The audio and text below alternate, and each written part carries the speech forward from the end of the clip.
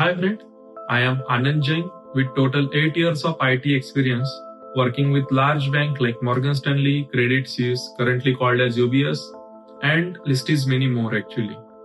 And working with them, I have gained the knowledge of capital market, money market, treasury, how the Bloomberg works, Calypso works, and many more.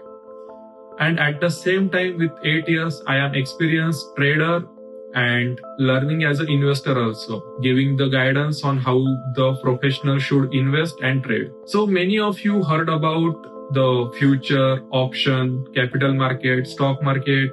I have made the profit, I have made the loss. But how all this terminology works actually? So to throw some light on this, I will take one topic each day from what is the history, from where it comes and how it stands today.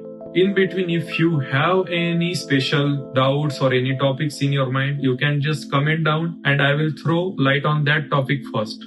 Please like, share, subscribe, Z Access. Thank you.